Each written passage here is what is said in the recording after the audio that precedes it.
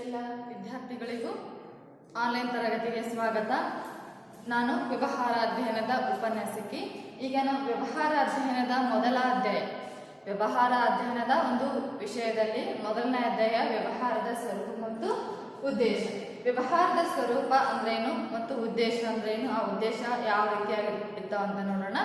ಸ್ವರೂಪ ಅಂದ್ರೆ ನಾವೇನು ಲಕ್ಷಣ ಅಂತ ಹೇಳ್ತೀವಿ, ವ್ಯವಹಾರದ ಸ್ವರೂಪ ಅಂದ್ರೆ ಲಕ್ಷಣ ಅಂತ ಹೇಳ್ತೀವಿ. ಈ ಪ್ರತಿಯೊಬ್ಬ ನಾಗರಿಕನಿಗೂ, ಪ್ರತಿಯೊಬ್ಬ ಪ್ರಜೆಗೂ, ಪ್ರತಿಯೊಬ್ಬ ಗ್ರಾಹಕನಿಗೂ, ಈ ಸಮಾಜದಲ್ಲಿರುವಂತಹ ಪ್ರತಿಯೊಬ್ಬ ವ್ಯಕ್ತಿಗೂ ವ್ಯವಹಾರ ಅಂದ್ರೆ ಕಾಮನ್ ಆಗಿ ಎಲ್ಲರಿಗೂ ಗೊತ್ತೇ ಇರ್ತೈತಿ. ಆದ್ರೆ ಆ ವ್ಯವಹಾರದ ಬಗ್ಗೆ ಸಂಪೂರ್ಣವಾದ ಜ್ಞಾನವನ್ನ ಪಡೆದುಕೊಳ್ಳುವ ಸಲುವಾಗಿ ನಮಗ ವ್ಯವಹಾರ ಅಧ್ಯಯನ ಅಂತ ಒಂದು ವಿಷಯವನ್ನ ನಮಗ ಏರ್ಪಡಿಸಲಾಗಿದೆ. ಈಗ ಫಸ್ಟ್ ವ್ಯವಹಾರದ ಸ್ವರೂಪ ಮತ್ತು ಉದ್ದೇಶ ಈ ವ್ಯವಹಾರ ಅಧ್ಯಯನದ ಮೊದಲನೇ ಅಧ್ಯಾಯವಾಗಿದ್ದು, ಮೊದಲನೇದಾಗಿ ನಾವು ವ್ಯವಹಾರ ಅಂದ್ರೆ ಏನು ಅಂತ ತಿಳ್ಕೋಬೇಕು. ವ್ಯವಹಾರ ಅಂದ್ರೆ ಏನಪ್ಪಾ ಅಂದ್ರ ಲಾಭ ಗಳಿಸುವ ಉದ್ದೇಶ ಅಂದ್ರೇನು. ವ್ಯವಹಾರವೆಂದರೆ ಲಾಭ ಗಳಿಸುವ ಉದ್ದೇಶದಿಂದ ಯಾವುದಾದರೂ ಚಟುವಟಿಕೆಯಲ್ಲಿ ನಿರಂತರವಾಗಿ ತೊಡಗಿಕೊಂಡಿರುವ ಒಂದು ಪ್ರಕ್ರಿಯೆಯನ್ನು ನಾವೇನಂತೀವಿ ವ್ಯವಹಾರ ಅಧ್ಯಯನ ಅಂತ ಹೇಳ್ತೀವಿ. ಅಂದ್ರೇನು, ಯಾವುದೇ ಒಂದು ಕೆಲಸ ಮಾಡ್ಬೇಕಾದ್ರ ಒಂದಿನ ಮಾಡಿ ನೆಕ್ಸ್ಟ್ ದಿನ ನಾವು ಬಿಟ್ರೆ ಅದು ವ್ಯವಹಾರ ಆಗುವುದಿಲ್ಲ. ಅಂದ್ರೆ ಯಾವುದೇ ಒಂದು ವ್ಯಾಪಾರವನ್ನ ಮುಂದುವರಿಸಬೇಕಾದ್ರ ಪ್ರತಿನಿತ್ಯ ಆ ಒಂದು ಕೆಲಸದಲ್ಲಿ ನಿರತವಾಗಿರಬೇಕು, ನಿರಂತರವಾಗಿ ಕೆಲಸ ನಡೀತಾನೆ ಇರಬೇಕು. ಅಂತ ಒಂದು ಚಟುವಟಿಕೆಯನ್ನು ನಾವೇನಂತೀವಿ ವ್ಯವಹಾರ ಅಂತ ಹೇಳ್ತೀವಿ. ಈ ವ್ಯವಹಾರ ಅನ್ನೋ ಪದವು ಆಂಗ್ಲ ಭಾಷೆ ಬಿಸಿ ಎಂಬ ಪದದಿಂದ ಏನಾಗೈತಿ ಉತ್ಪನ್ನಗೊಂಡಿದೆ ಅಂತ ನಾವು ಹೇಳ್ತೀವಿ. ಅಂದ್ರೇನು, ವ್ಯವಹಾರ ಎಂಬ ಪದವು ಆಂಗ್ಲ ಭಾಷೆಯ ಬಿಸಿ ಎಂಬ ಪದದಿಂದ ಏನಾಗೈತಿ ಉತ್ಪತ್ತಿಯಾಗಿದೆ ಅಂತ ನಾವು ಹೇಳ್ತೀವಿ. ಈಗ ವ್ಯವಹಾರವೆಂದರೆ ಲಾಭ ಗಳಿಸುವ ಉದ್ದೇಶ ಅಂದ್ರೆ ಪ್ರತಿಯೊಂದು ವ್ಯವಹಾರದಲ್ಲಿ ಅವರ ವೈಯಕ್ತಿಕ ಉದ್ದೇಶ ಬೇರೆ ಇದ್ರೂ ಕೂಡ ಅದು ಪ್ರತಿಯೊಂದು ವ್ಯವಹಾರದಲ್ಲಿ ಸಾಮಾನ್ಯವಾಗಿ ನೋಡ್ಬೇಕಾದ್ರ ಲಾಭ ಗಳಿಸುವ ಉದ್ದೇಶದಿಂದ ಅಂದ್ರೇನು, ಪ್ರತಿಯೊಂದು ವ್ಯವಹಾರದಲ್ಲಿ ಲಾಭವನ್ನ ಎಕ್ಸ್ಪೆಕ್ಟ್ ಮಾಡಿರ್ತದೆ ಅಂತ ಒಂದು ವ್ಯವಹಾರಕ್ಕೆ ನಾವೇನಂತೀವಿ ವ್ಯವಹಾರ ಅಂತ ಹೇಳ್ತೀವಿ. ಲಾಭ ಗಳಿಸುವ ಉದ್ದೇಶದಿಂದ ಯಾವುದಾದರೂ ಚಟುವಟಿಕೆಯಲ್ಲಿ ಅಂದ್ರೆ ಯಾವುದೇ ಒಂದು ವ್ಯಾಪಾರವನ್ನ ಮಾಡುವಂತ ಒಂದು ಚಟುವಟಿಕೆಯಲ್ಲಿ ನಿರಂತರವಾಗಿ ಒಂದು ತೊಡಗಿಕೊಂಡಿರುವ ಪ್ರಕ್ರಿಯೆಯನ್ನು ನಾವೇನಂತೀವಿ ವ್ಯವಹಾರ ಅಂತ ಹೇಳ್ತೀವಿ. ನೆಕ್ಸ್ಟ್ ಈಗ ವ್ಯವಹಾರದ ಲಕ್ಷಣಗಳು ಅಂತ ಯಾವ ರೀತಿಯಪ್ಪ ಅಂತ, ವ್ಯವಹಾರದ ಲಕ್ಷಣಗಳಂದ್ರೆ ಏನು, ವ್ಯವಹಾರದ ಯಾವ ರೀತಿ ಲಕ್ಷಣ ಅಂದ್ರೆ ನಾವು ಒಬ್ಬ ವ್ಯಕ್ತಿಯನ್ನು ನೋಡಿದ ತಕ್ಷಣ ಯಾವ ರೀತಿ ನಾವು ಲಕ್ಷಣವನ್ನ ಹೇಳ್ತೀವಿ, ಅದೇ ರೀತಿ ವ್ಯವಹಾರಕ್ಕೂ ಕೂಡ ಅದರದ್ದೇ ಆದಂತಹ ಒಂದು ಸ್ವರೂಪವನ್ನ ಹೊಂದಿದ್ವಿ. ಆ ಸ್ವರೂಪದ ಮೊದಲನೇ ಒಂದು ಪಾಯಿಂಟ್ ಆರ್ಥಿಕ ಚಟುವಟಿಕೆ. ಆರ್ಥಿಕ ಚಟುವಟಿಕೆ ಅಂದ್ರೇನು, ಆರ್ಥಿಕ ಚಟುವಟಿಕೆಯಲ್ಲಿ ಯಾವುದೇ ವ್ಯವಹಾರ ತಕ್ಷಣ ಯಾವುದೇ ವ್ಯವಹಾರದಲ್ಲಿ ಪ್ರೀತಿ ಮಮತೆಕರಣ ಯಾವುದೇ ರೀತಿಯಲ್ಲಿ ಆರ್ಥಿಕ ಚಟುವಟಿಕೆ, ಆರ್ಥಿಕ ಪರಿಸ್ಥಿತಿಯನ್ನ ಸದೃಢಗೊಳಿಸುವ ಸಲುವಾಗಿನ ವ್ಯವಹಾರವನ್ನ ಮಾಡ್ತಿರ್ತೀವಿ. ಅದಕ್ಕೋಸ್ಕರ ಈ ವ್ಯವಹಾರ ಅನ್ನೋದು ಒಂದು ಆರ್ಥಿಕ ಚಟುವಟಿಕೆ ಅಂತ ಹೇಳ್ತೀವಿ. ಅಂದ್ರೇನು, ನಮ್ಮ ಆರ್ಥಿಕತೆಯನ್ನ ಅಭಿವೃದ್ಧಿಪಡಿಸುವ ಸಲುವಾಗಿ ಆ ಒಂದು ವ್ಯವಹಾರಕ್ಕೆ ನಾವು ಕಾಲಿಟ್ಟಿರ್ತೀವಿ. ಆ ವ್ಯವಹಾರವನ್ನ ಮುಂದುವರಿಸಿಕೊಂಡು ಹೋಗ್ಬೇಕು. ಲಾಭ ಗಳಿಸುವ ಮುಖಾಂತರ ನಾವು ಆರ್ಥಿಕ ಪರಿಸ್ಥಿತಿಯನ್ನ ನಾವೇನ್ ಮಾಡ್ಬೇಕು, ಹೆಚ್ಚಿಗೆ ಮಾಡ್ಕೋಬೇಕನ್ನೋ ಒಂದು ಉದ್ದೇಶದಿಂದ ನಾವೇನ್ ಮಾಡ್ತೀವಿ ವ್ಯವಹಾರ ಮಾಡ್ತೀವಿ. ಅದೇ ರೀತಿ ಅದರ ಸಲುವಾಗಿ ನಾವೇಂತೀವಿ ವ್ಯವಹಾರ ಅಧ್ಯಯನದ ಒಂದು ಲಕ್ಷಣ ಆರ್ಥಿಕ ಚಟುವಟಿಕೆ. ವ್ಯವಹಾರ ಅನ್ನೋದು ಒಂದು ಆರ್ಥಿಕ ಚಟುವಟಿಕೆ. ಆ ಆರ್ಥಿಕತೆಯನ್ನು ನಾವು ಸದೃಢಗೊಳಿಸುವ ಸಲುವಾಗಿ ಈ ವ್ಯವಹಾರವನ್ನು ಪ್ರಾರಂಭಿಸಿದ್ದೀವಿ ಅಂತ ಹೇಳ್ಬೋದು. ಎರಡನೇದಾಗಿ ಸರಕು ಮತ್ತು ಸೇವೆಗಳ ನಿರಂತರ ವಹಿವಾಟು. ಅಂದ್ರೇನು, ಸರಕು ಸೇವೆಗಳ ನಿರಂತರ ವಹಿವಾಟು ಯಾವ ರೀತಿಯಪ್ಪ ಅಂದ್ರ, ಒಂದು ಸಂಸ್ಥೆಯಲ್ಲಿ ಅಥವಾ ಒಂದು ವ್ಯವಹಾರದಲ್ಲಿ ಅಲ್ಲಿರುವಂತಹ ವಸ್ತುಗಳ ಉತ್ಪಾದನೆ, ಖರೀದಿ ಮತ್ತು ಮಾರಾಟ ಈ ಮೂರು ಒಂದು ವಿಷಯಗಳನ್ನ ನಿರಂತರವಾಗಿ ನಡೆಯುವಂತಹ ಪ್ರಕ್ರಿಯೆಯನ್ನು ನಾವೇನಂತೀವಿ ವ್ಯವಹಾರ ಅಂತ ಹೇಳ್ತೀವಿ. ಸರಕು ಸೇವೆಗಳ ಒಂದು ಕೈಗಾರಿಕೆಯು ತಾನು ಉತ್ಪಾದಿಸಿದಂತಹ ಸರಕುಗಳನ್ನ ಕಚ್ಚಾ ವಸ್ತುಗಳಿಂದ ಸಿದ್ಧ ವಸ್ತುಗಳನ್ನಾಗಿ ಮಾರ್ಪಾಡು ಮಾಡಿ ಅದಕ್ಕೆ ಬೆಲೆಯನ್ನು ನಿಗದಿ ಮಾಡಿ ಅದನ್ನ ಮಾರುಕಟ್ಟೆಗೆ ಮಾರಾಟ ಮಾಡಿ ಖರೀದಿ, ಉತ್ಪಾದನೆ ಇದೇ ರೀತಿ ಮುಂತಾದ ಪ್ರಕಾರ ಚಟುವಟಿಕೆಗಳು ಏನ್ ಮಾಡ್ತೈತಿ, ಇದು ನಿರಂತರವಾಗಿ ಕೆಲಸವನ್ನ ಮುಂದುವರಿಸ್ತಾ ಇರ್ತೈತಿ. ಅದಕ್ಕೋಸ್ಕರ ವ್ಯವಹಾರದ ಒಂದು ಎರಡನೇ ಲಕ್ಷಣ ಸರಕು ಮತ್ತು ಸೇವೆಗಳ ನಿರಂತರವಾಗಿ ತೊಡಗಿಕೊಂಡಿರುವುದಂತ ನಾವು ಹೇಳ್ತೀವಿ. ನೆಕ್ಸ್ಟ್ ಮೂರನೇದಾಗಿ ಸರಕು ಮತ್ತು ಸೇವೆಗಳ ಮಾರಾಟ ಅಥವಾ ವಿನಿಮಯ. ಸರಕು ಸೇವೆಗಳ ಮಾರಾಟ ಮತ್ತು ವಿನಿಮಯ ಮೂರನೆಯ ಲಕ್ಷಣ.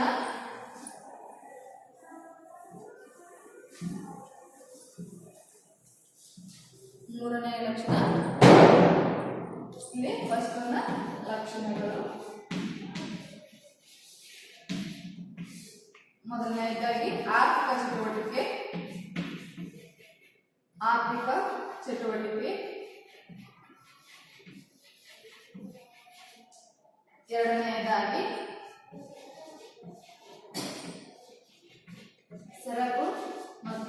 ಸೇವೆಗಳ ನಿರಂತರ ಚಟುವಟಿಕೆ.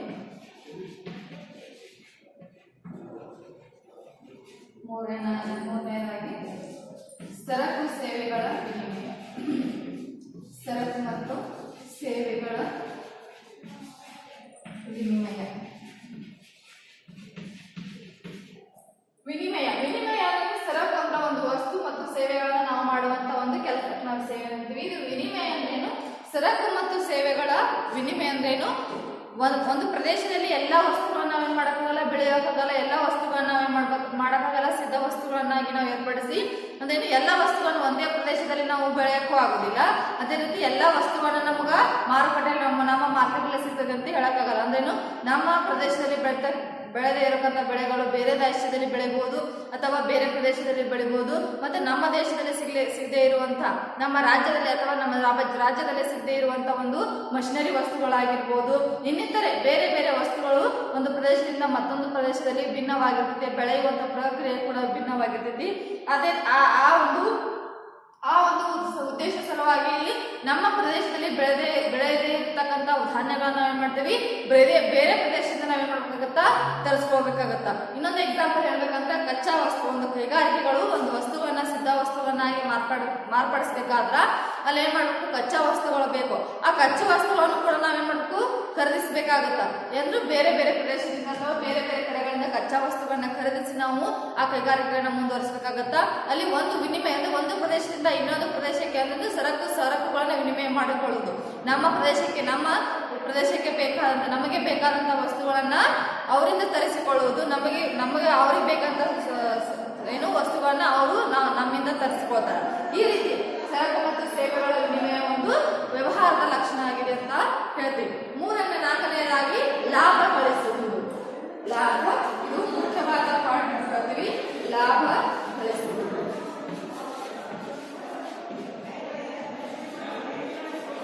ಯಾವ ರೀತಿ ಲಾಭ ಗಳಿಸುವುದನ್ನ ಒಂದು ವ್ಯವಹಾರವನ್ನ ಪ್ರಾರಂಭಿಸಿದ್ದೀವಿ ಅಂತ ಅಂದ್ರೆ ಅದಕ್ಕೂ ಲಾಭ ಗಳಿಸುವ ಒಂದು ಉದ್ದೇಶ ಇರುತ್ತೆ. ಅಂದ್ರೆ ಪ್ರತಿಯೊಂದು ವ್ಯವಹಾರಕ್ಕೂ ಅದು ಏನ್ ಮಾಡ್ತೀವಿ, ನಾವು ಲಾಭವನ್ನ ಪಡಿಬೇಕು. ವರ್ಷದಿಂದ ವರ್ಷಕ್ಕೆ ನಾವು ಏನ್ ಮಾಡಬೇಕು, ಪ್ರಾಫಿಟ್ ಅನ್ನ ಗಳಿಸ್ಬೇಕು. ಅಂದಾಗ ಮಾತ್ರ ನಮ್ದು ಆರ್ಥಿಕ ಅಭಿವೃದ್ಧಿ ಜಾಸ್ತಿ ಆಗ್ತಾ ಹೋಗುತ್ತೆ. ಲಾಭ ಗಳಿಸುವ ಒಂದು ಉದ್ದೇಶವು ಏನಾಗುತ್ತೆ, ವ್ಯವಹಾರದ ಒಂದು ಲಕ್ಷಣ ಅಂತಾನೆ ಹೇಳಿ. ಪ್ರತಿಯೊಂದು ವ್ಯವಹಾರಕ್ಕೂ ಅದರದ್ದೇ ಆದಂತ ವೈಯಕ್ತಿಕ ಉದ್ದೇಶಗಳು ಇದ್ರೂ ಕೂಡ ಅದರ ಮುಖ್ಯ ಉದ್ದೇಶ, ಎಲ್ಲ ವ್ಯವಹಾರದ ಒಂದು ಮುಖ್ಯ ಉದ್ದೇಶ ಲಾಭ ಗಳಿಸುವುದಂತ ಹೇಳ್ತೀವಿ. ಲಾಭ ಗಳಿಸುವುದು ಒಂದು ವ್ಯವಹಾರದ ಒಂದು ಲಕ್ಷಣ ಅಂತ ಹೇಳ್ತೀವಿ. ಮೂರನೇದಾಗಿ ನಷ್ಟ ಭಯದ ಅಂಶ. 5ನೇ ಒಂದು ಪಾಯಿಂಟ್ ನಷ್ಟ ಭಯದ ಅಂಶ.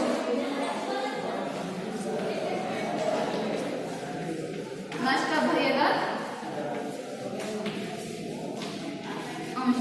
ನಷ್ಟ ಭಯದ ಅಂಶ ಅಂದ್ರೆ ಯಾವ್ದು ಪ್ರತಿಯೊಂದು ವ್ಯವಹಾರಕ್ಕೂ ಯಾವ ರೀತಿ ಲಾಭ ಗಳಿಸುವ ಉದ್ದೇಶ ಇರ್ತಿಲ್ಲ ಅದೇ ರೀತಿ ನಾವು ನಷ್ಟ ಭಯವನ್ನು ಕೂಡ ಎದುರಿಸಬೇಕಾಗುತ್ತೆ.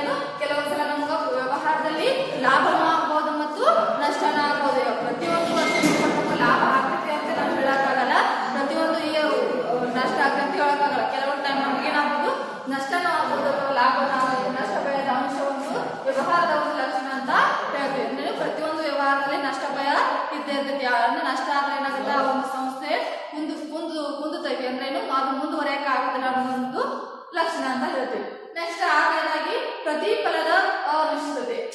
ಪ್ರತಿಫಲದ ಅನಿಶ್ಚಿತತೆ.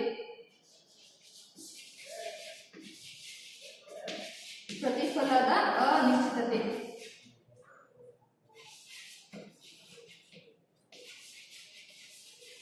ಪ್ರತಿಫಲದ ಅನಿಶ್ಚಿತತೆ ಯಾವತ್ತಪ್ಪ ಅಂದ್ರೆ ಪ್ರತಿಯೊಂದು ಕೈಗಾರಿಕೆಯು ಪ್ರತಿಯೊಂದು ವ್ಯವಹಾರವು ತಾವು ಮಾಡಿದಂತ ವ್ಯವಹಾರಕ್ಕ ಇಷ್ಟೇ ಪ್ರತಿಫಲ ಬರ್ತದೆ ಅಂತ ನಿರ್ದಿಷ್ಟವಾಗಿ ನಮಗೆ ಹೇಳಕ್ ಆಗುದಿಲ್ಲ. ಅಂದ್ರೇನು, ಅದರಿಂದ ಪ್ರಾಫಿಟ್ ಆದ್ರೂ ಬರ್ಬೋದು ಅಥವಾ ಲಾಸ್ ಆದ್ರೂ ಬರ್ಬೋದು. ಅಂದ್ರೇನು, ಪ್ರತಿಫಲದ ಅನಿಶ್ಚಿತ ಬರೇ ಪ್ರಾಫಿಟ್ ಬರ್ತದೆ ಅಂತ ಹೇಳಕ್ಕಾಗಲ್ಲ ಅಥವಾ ಲಾಸ್ ಆಗುತ್ತಂತಾನು ಹೇಳಕ್ಕಾಗಲ್ಲ. ಅಂದ್ರೇನು, ಅಲ್ಲಿರುವಂತಹ ಒಂದು ಕಾರ್ಯವೈಖರಿಯ ಮೇಲೆ ಅಥವಾ ಕಾರ್ಯ ನಿರ್ಧಾರಗಳಾದ ಮೇಲೆ ಆ ಸಂಸ್ಥೆ ಒಂದು ಮಾರ್ಪಟ್ಟಿದ ಆಧಾರದ ಮೇಲೆ ಏನ್ ಮಾಡ್ತೀವಿ, ಪ್ರತಿಫಲ ಅನಿಶ್ಚಿತತೆಯನ್ನು ನಷ್ಟನೂ ಆಗ್ಬೋದು ಅಥವಾ ಲಾಭನೂ ಆಗ್ಬೋದು. ಬಟ್ ಇನ್ನೇನು ಪ್ರತಿಫಲದ ಒಂದು ಯಾವ್ದಪ್ಪ ಅಂದ್ರೆ ವ್ಯವಹಾರದವರು ಹಣ ಸಂಪಾದನೆ ಮಾಡುವ ಒಂದು ದೃಷ್ಟಿಯಿಂದ ಅಂದ್ರೇನು ಲಾಭ ಗಳಿಸುವ ಉದ್ದೇಶದಿಂದನೇ ಅದು ವ್ಯವಹಾರ ಉಟ್ಕೊಂಡಿದ್ರು ಕೂಡ ಕೆಲವೊಂದು ಟೈಮ್ ನಮ್ಗೆ ಏನಾಗುತ್ತಾ ನಷ್ಟನೂ ಆಗ್ಬೋದು. ಅದರಿಂದ ನಾವೇನಂತೆ ಪ್ರತಿಫಲ ನಾವು ಲಾಭನೇ ಬಂದಿದೆ ಅಂತ ನಾವು ನಿರ್ದಿಷ್ಟವಾಗಿ ಹೇಳಕ್ಕಾಗೋದಿಲ್ಲ. ಅನಿಶ್ಚಿತತೆಗಳನ್ನು ಕೂಡಿರ್ತೈತಿ ಅಂತ ಹೇಳ್ತೀವಿ. ಕೆಲವೊಂದು ಟೈಮ್ ಲಾಭ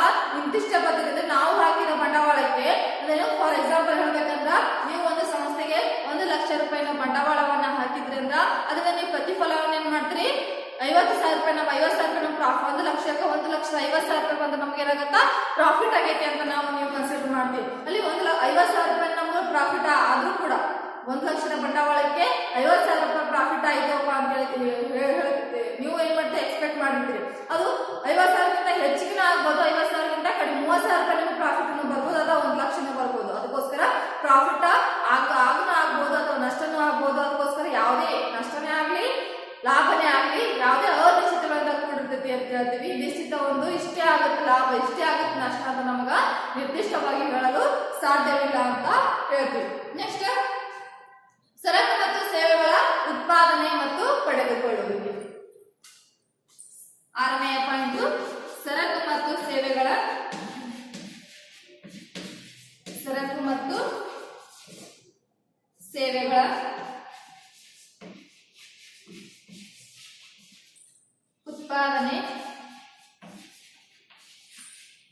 ಉತ್ಪಾದನೆ ಮತ್ತು ಪಡೆದುಕೊಳ್ಳುವಿಕೆ.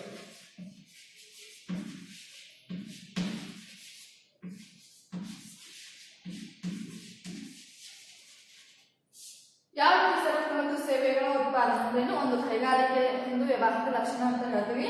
ಸರಕು ಮತ್ತು ಸೇವೆಗಳನ್ನು ಒಂದು ಕೈಗಾರಿಕೆಯಲ್ಲಿ ವಸ್ತುಗಳನ್ನ ಏನ್ ಮಾಡ್ತೀವಿ ನಾವು ಉತ್ಪಾದನೆ ಮಾಡ್ತೀವಿ.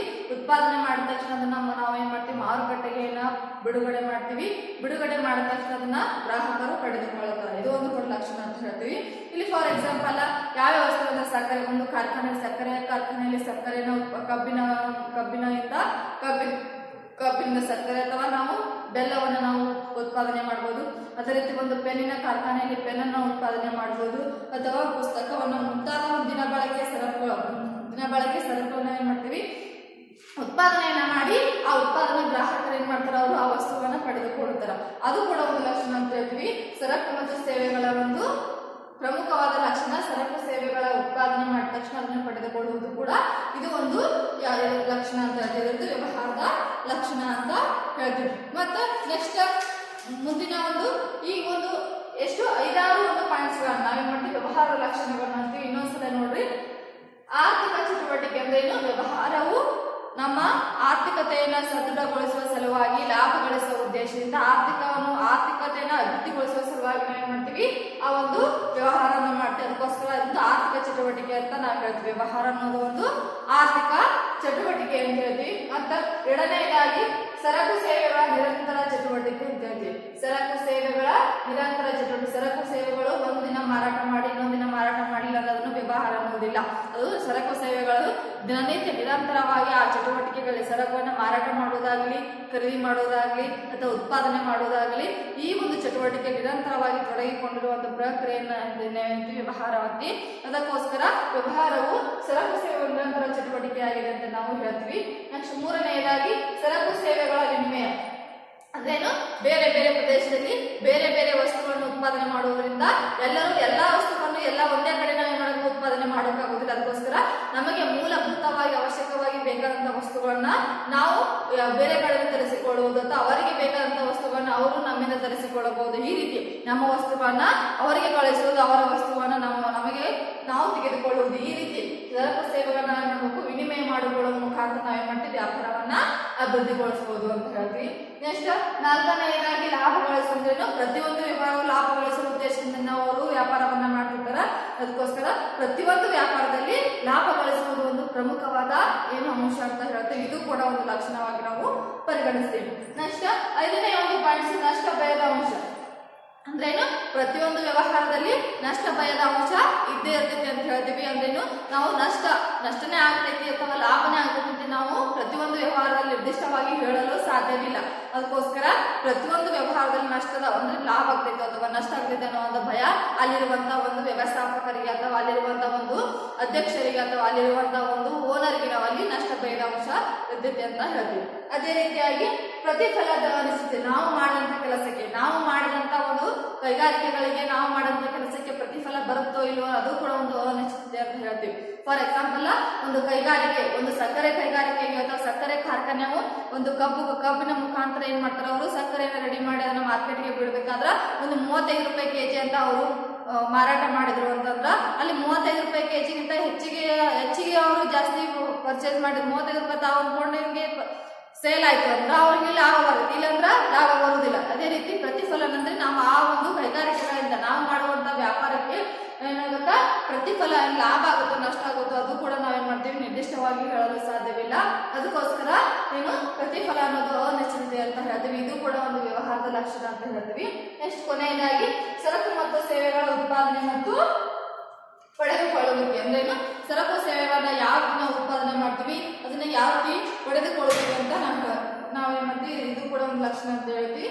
ಈಗ ವ್ಯವಹಾರ ಅಂತೇನು, ವ್ಯವಹಾರದ ಲಕ್ಷಣವನ್ನ ನೋಡಿದ್ವಿ. ಈಗ ವ್ಯವಹಾರವನ್ನ 3 ರೀತಿಯಾಗಿ ಹೋಲಿಕೆಯನ್ನ ಮಾಡಿದೆ. ವ್ಯವಹಾರ ಅನ್ನೋದು ಒಂದು ವೃತ್ತಿ ಅಥವಾ ಉದ್ಯೋಗ, 2 ರೀತಿಯಾಗಿ ನಾವೇನ್ ಮಾಡ್ತೀವಿ, ವ್ಯವಹಾರ ವೃತ್ತಿ ಮತ್ತು ಉದ್ಯೋಗಗಳ ಹೋಲಿಕೆ 3 ರೀತಿ. ವ್ಯವಹಾರಕ್ಕೂ ವೃತ್ತಿಗೂ ಮತ್ತು ಉದ್ಯೋಗಗಳಿಗಿರುವ ವ್ಯತ್ಯಾಸ ಏನು, ವ್ಯವಹಾರ ಅಂದ್ರೆ ಏನು, ವೃತ್ತಿ ಅಂದ್ರೆ ಏನು ಅಥವಾ ಉದ್ಯೋಗ ಅಂದ್ರೆ 3 ಒಂದು ವ್ಯತ್ಯಾಸವನ್ನ ನೋಡೋಣ. ವ್ಯವಹಾರ, ವೃತ್ತಿ ಮತ್ತು ಉದ್ಯೋಗ ಈ 3ರ ಹೋಲಿಕೆ ಅಂದ್ರೆ ವ್ಯವಹಾರದಲ್ಲಿ ಯಾವ ಅಂಶವನ್ನು ಒಳಗೊಂಡಿರ್ತೈತಿ ಮತ್ತು ಉದ್ಯೋಗದಲ್ಲಿ ಯಾವ ರೀತಿಯ ಒಂದು ಅಂಶವನ್ನು ಒಳಗೊಂಡಿರ್ತೈತಿ ಮತ್ತು ಉದ್ಯೋಗ ಮತ್ತು ವೃತ್ತಿಯಲ್ಲಿ ಯಾವ ನೋಡೋಣ.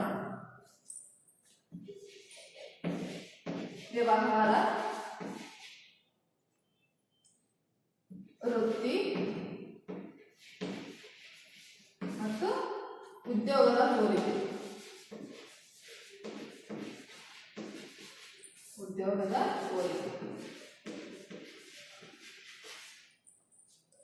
ಯಾವ ವ್ಯವಹಾರ, ವೃತ್ತಿ ಮತ್ತು ಉದ್ಯೋಗದ ಹೋಲಿಕೆ ಅಂದ್ರೆ ಯಾವ್ದಪ್ಪ, ಇಲ್ಲಿ ಯಾವ ಸ್ಥಾಪನೆ ಆಗುತ್ತೆ, ವ್ಯವಹಾರದಲ್ಲಿ ಯಾವ ಸ್ಥಾಪನೆ ಅಂತ, ವೃತ್ತಿ ಮತ್ತು ಉದ್ಯೋಗ ಯಾವ ಸ್ಥಾಪನೆ ಒಂದು ಯಾವ ಆಧಾರದ ಮೇಲೆ ಸ್ಥಾಪನೆ ಯಾಗುತ್ತೆ ವ್ಯವಹಾರ ಅನ್ನೋದು ಉದ್ದಿಮೆದಾರ ನಿರ್ಧಾರ ಮತ್ತು ಅಗತ್ಯವಿರುವ ಕಾನೂನು ಕ್ರಮಗಳ ಮೂಲಕ. ಅಂದ್ರೇನು, ವ್ಯವಹಾರವನ್ನ ಪ್ರಾರಂಭ ಮಾಡ್ಬೇಕಾದ್ರ ಆ ವ್ಯವಹಾರವನ್ನು ಪ್ರಾರಂಭಿಸಬೇಕಾದಂತ ವ್ಯಕ್ತಿಯ ಒಂದು ನಿರ್ಧಾರಗಳ ಆಧಾರದ ಮೇಲೆ ಮತ್ತು ಆ ವ್ಯವಹಾರಕ್ಕೆ ಸೀಮಿತವಾದಂತಹ ಒಂದು ಕಾನೂನುಗಳ ಆಧಾರದ ಮೇಲೆ ವ್ಯವಹಾರವನ್ನು ಏನ್ ಮಾಡ್ತೀವಿ, ಸ್ಥಾಪನೆ ಮಾಡ್ತೀವಿ ಅಂತ ಹೇಳ್ತೀವಿ. ಅಂದ್ರೇನು, ಪ್ರತಿಯೊಂದು ವ್ಯವಹಾರವನ್ನು ನಾವು ಪ್ರಾರಂಭಿಸಬೇಕಾದ ಅದಕ್ಕೆ ಆದಂತಹ ಒಂದು ನೀತಿ ನಿಯಮಗಳು, ಕಾನೂನಾನ್ವಯ ನೀತಿ ನಿಯಮಗಳನ್ನ ಪಾಲಿಸಬೇಕಾಗಿರ್ತೈತಿ. ಅದಕ್ಕೋಸ್ಕರ ವ್ಯವಹಾರ ಪ್ರಾರಂಭಿಸಬೇಕಾದ್ರ ಅಲ್ಲಿ ವ್ಯವಹಾರ ಪ್ರಾರಂಭಿಸತಕ್ಕಂಥ ಉದ್ದಿಮೆದಾರ, ಅಲ್ಲಿ ವ್ಯವಹಾರ ಮಾಡುವಂತಹ ಉದ್ದಿಮೆದಾರನ ನಿರ್ಧಾರಗಳು ಮತ್ತು ಆ ಒಂದು ವ್ಯವಹಾರಕ್ಕೆ ತಕ್ಕಂತೆ ಕಾನೂನಾನ್ವಯ ನೀತಿ ನಿಯಮಗಳನ್ನು ಮಾಡಬೇಕಾಗತ್ತ ಆ ವ್ಯವಹಾರಸ್ಥರು, ಆ ಉದ್ದಿಮೆದಾರನ ಪಾಲಿಸಬೇಕಾಗತ್ತ. ಆ ರೀತಿ ಆ ಒಂದು ಕಾನೂನು ಅಡಿಯಲ್ಲಿ ಅವ್ರು ಮಾಡ್ತಾರೆ ವ್ಯವಹಾರವನ್ನು ಸ್ಥಾಪನೆ ಮಾಡಿ ಆ ವ್ಯವಹಾರವನ್ನು ಮುಂದುವರಿಸ್ಕೋಬೇಕು. ಅದಕ್ಕೋಸ್ಕರ ವ್ಯವಹಾರ ಅನ್ನೋದು ಒಂದು ಏನು ಸ್ಥಾಪನೆ ಮಾಡಬೇಕಾದಲ್ಲಿ ಅಲ್ಲಿ ಉದ್ದಿಮೆದಾರ ನಿರ್ಧಾರ ಮತ್ತು ಕಾನೂನಿನ ಅನ್ವಯ ನೀತಿ ನಿಯಮಗಳ ಮುಖಾಂತರ ವ್ಯವಹಾರವನ್ನ ಪ್ರಾರಂಭಿಸಬೇಕು. ನೆಕ್ಸ್ಟ್ ವೃತ್ತಿಯಲ್ಲಿ ಯಾವ ವೃತ್ತಿ, ವ್ಯವಹಾರ ಮತ್ತು ವೃತ್ತಿ ಮತ್ತು ಉದ್ಯೋಗ 3ಕ್ಕೂ ವ್ಯತ್ಯಾಸ ಅಂದ್ರೇನು, ವ್ಯವಹಾರದಲ್ಲಿ ಯಾವುದೇ ಲಾಭ ಗಳಿಸುವ ಉದ್ದೇಶ ಇರ್ತೈತಿ. ವ್ಯವಹಾರದಲ್ಲಿ ತಾನು ಬಂಡವಾಳವನ್ನ ಹಾಕಿ ಬಂಡವಾಳಕ್ಕಿಂತ ಅಧಿಕ ಒಂದು ಲಾಭವನ್ನು ಪಡೆದುಕೊಳ್ಬೇಕನ್ನೋ ಉದ್ದೇಶ ಇರ್ತೈತಿ. ಆಗ ವೃತ್ತಿಯಲ್ಲಿ ಕೆಲಸಕ್ಕೆ ಸೀಮಿತವಾಗಿ ಹಣವನ್ನು ತೆಗೆದುಕೊಳ್ಳುವ ವೃತ್ತಿ ಅಂದ್ರೆ ಏನು, ಅವರ ಒಂದು ಪದವಿ ಮುಖಾಂತರ ಯಾವುದಾದ್ರೂ ಒಂದು ಜಾಬ್ ಅನ್ನ ಮಾಡುದು, ಯಾವುದೋ ಒಂದು ಪದವಿಯನ್ನು ಪಡೆದುಕೊಂಡು ಒಂದು ಕೆಲಸವನ್ನ ಮಾಡುದು. ಉದ್ಯೋಗನ ಬೇರೆ, ಇದು ಸಂಬಳ ಆಧಾರಿತ ಕೆಲಸವಾಗಿರ್ತೈತಿ. ಇದು ಪ್ರಾಫಿಟ್, ಒಂದು ಸಂಸ್ಥೆ ಒಂದು ಉದ್ದಿಮೆದಾರನು ತಾನು ತನ್ನದೇ ಆದಂತ ಬಂಡವಾಳವನ್ನ ಹಾಕಿ ಅದಕ್ಕೆ ಲಾಭವನ್ನ ಗಳಿಸುವ ಉದ್ದೇಶದಿಂದ ವ್ಯವಹಾರವನ್ನ ಸ್ಥಾಪನೆ ಆಗಿರ್ತೈತಿ. ಆದ್ರ ವೃತ್ತಿ ಏನ್ ಮಾಡ್ತೈತಿ, ತಾವು ಮಾಡಿದಂತ ಕೆಲಸಕ್ಕೆ ನಿಗದಿತವಾದಂತಹ ಏನಾಗುತ್ತೆ ಸಂಬಳವನ್ನು ತೆಗೆದುಕೊಳ್ತಾನ. ಆದ್ರ ಉದ್ಯೋಗದಲ್ಲಿ ದಿನನಿತ್ಯ ಕೂಲಿ ಕಾರ್ಮಿಕರು ಬರ್ತಾರೆ, ದಿನಕ್ಕೆ ಇಂತಿಷ್ಟು ಕೂಲಿ ಅಂತ ಏನ್ ಮಾಡೋದು ತೆಗೆದುಕೊಳ್ತಿರ್ತಾರೆ. ಈ 3ಕ್ಕೂ ವ್ಯತ್ಯಾಸ ಅಂದ್ರೇನು, ಇವರು ಪ್ರಾಫಿಟ್ ಮತ್ತು ಲಾಸ್ ಒಂದು ವರ್ಷದ ಆಧಾರದಲ್ಲಿ, ಇವರು ತಿಂಗಳ ಆಧಾರದಲ್ಲಿ, ಇವರ ಒಂದು ಕೂಲಿಯ ದಿನನಿತ್ಯ ಅಂದ್ರೆ ಒಂದು ದಿನಕ್ಕೆ ಇಂತಿಷ್ಟು ಕೂಲಿ ಅನ್ನುವ ಆಧಾರದ ಮೇಲೆ ಕೆಲಸವನ್ನ ಮಾಡಿರ್ತಾರ. ಆ ವೃತ್ತಿಯಲ್ಲಿ ಕೆಲಸ ಮಾಡ್ತಕ್ಕಂಥ ವ್ಯಕ್ತಿಗಳು ತಿಂಗಳ ಪೇಮೆಂಟ್, ತಿಂಗಳ ಒಂದು ಸಂಬಳವನ್ನು ತೆಗೆದುಕೊಳ್ತಿರ್ತಾರ. ಇವರು ಏನ್ ಮಾಡ್ತಾರೆ, ಆ ವ್ಯವಹಾರ ಪ್ರಾಫಿಟ್ ಆದ್ರೂ ಇವರಿಗೆ ಇರ್ತೈತಿ, ಲಾಸ್ ಆದ್ರೂ ಇವರ ವ್ಯವಹಾರ ಅನ್ನೋದು ಲಾಭ ಗಳಿಸುವ ಉದ್ದೇಶ ಅನ್ನೋದು ಇರ್ತೈತಿ. ಆದ್ರೆ ವೃತ್ತಿಯಲ್ಲಿ ಯಾವುದೇ ಲಾಭ ಗಳಿಸುವ ಉದ್ದೇಶ ಇರುವುದಿಲ್ಲ, ಉದ್ಯೋಗದಲ್ಲಿ ಕೂಡ ಇರುವುದಿಲ್ಲ ಅಂತ ಹೇಳ್ತೀವಿ.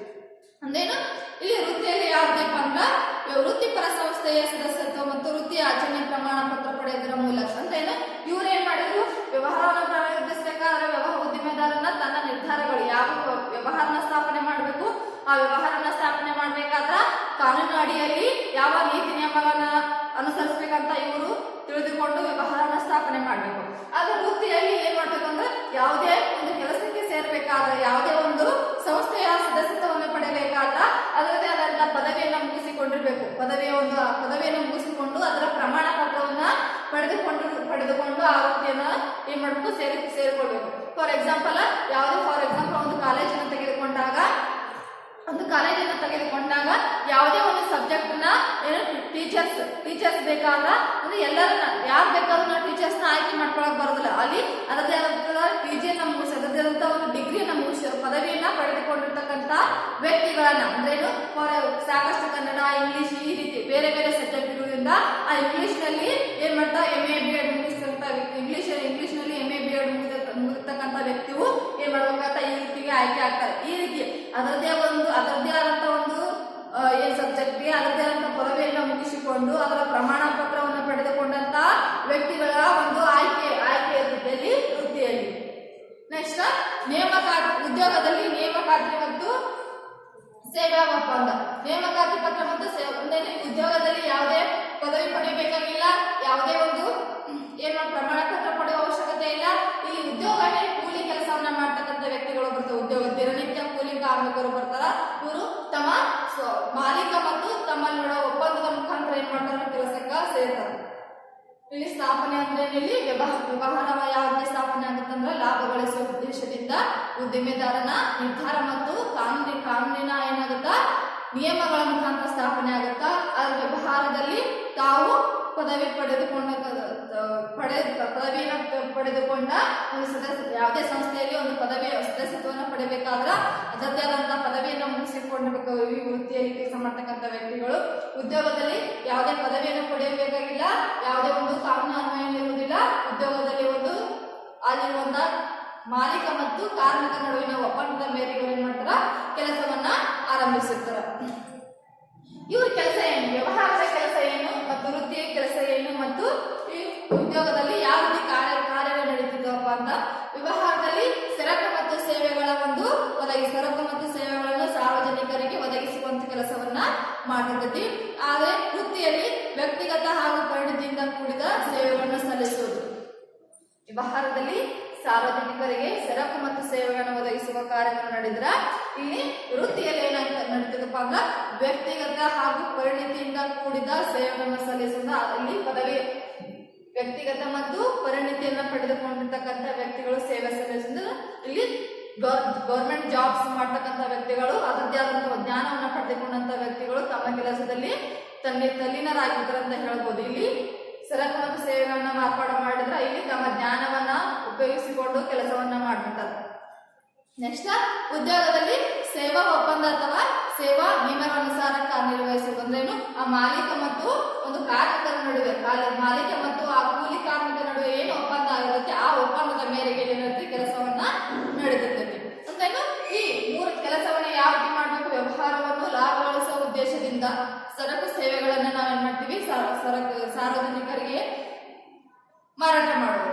ವೃತ್ತಿಯಲ್ಲಿ ತಾವು ಪಡೆದುಕೊಂಡಂತಹ ಪದವಿಯ ಮುಖಾಂತರ ಜ್ಞಾನವನ್ನ ಪರಿಣಿತಿಯಿಂದ ಕೂಡ ಸೇವೆಗಳನ್ನು ತಮ್ಮ ಪಡೆದುಕೊಂಡಂತಹ ಜ್ಞಾನವನ್ನ ಇನ್ನಿತರಿಗೆ ಹೇಳುವುದು ಅಥವಾ ಇನ್ನಿತರಿಗೆ ಮಾರ್ಗದರ್ಶನ ನೀಡುವುದು. ಈ ರೀತಿ ವೃತ್ತಿಯಿಂದ ಫಾರ್ ಎಕ್ಸಾಂಪಲ್ ವೃತ್ತಿ ಅಂದ್ರೆ ಯಾವ ರೀತಿಯಪ್ಪ ಫಾರ್ ಎಕ್ಸಾಂಪಲ್ ಹೇಳ್ಬೇಕಂದ್ರ ಒಂದು ಬ್ಯಾಂಕಿನಲ್ಲಿ ಮ್ಯಾನೇಜರ್ ಆಗಿರ್ಬೋದು ಅಥವಾ ಒಬ್ಬ ಈ ರೀತಿ ವ್ಯವಸ್ಥಾಪಕ ಅಂತ ಹೇಳ್ತೀವಿ. ವ್ಯವಸ್ಥಾಪಕನು ಎಲ್ಲರಿಗೂ ನಾವು ವ್ಯವಸ್ಥಾಪಕ ಅಂತ ಕರೆಯಕ್ಕಾಗಲ್ಲ. ಅದಕ್ಕೆ ಆದಂತಹ ಒಂದು ವ್ಯವಸ್ಥಾಪಕನ ಒಂದು ಹುದ್ದೆಯನ್ನ ಸೇರ್ಬೇಕಾದಂತ ಸದ್ಯ ಆದಂತಹ ಒಂದು ಪದವಿಯನ್ನ ಪಡೆದುಕೊಂಡಿರ್ಬೇಕು ಅಂತ ಹೇಳ್ತೀವಿ.